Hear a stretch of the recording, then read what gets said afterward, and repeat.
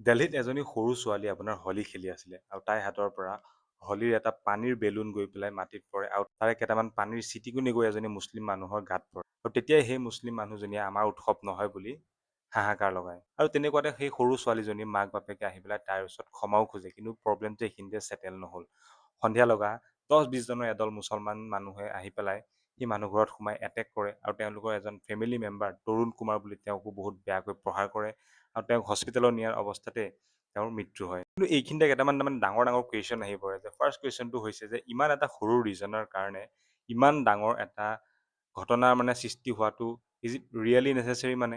আৰু ছেকেণ্ড কুৱেশ্যনটো হৈছে যে সেই সৰু ছোৱালীজনী হিন্দু নহয় যদি মুছলিম হ'লহেঁতেন তেতিয়াও ইমান ডাঙৰ ঘটনা ঘটিলহেঁতেন নে? থাৰ্ড কুৱেশ্যনটো হৈছে যে আমাৰ হিন্দুৰ ফেষ্টিভেলৰ টাইমতে এনেকুৱা ধৰণৰ ঘটনাবিলাক কিহৰ কাৰণে ঘটে?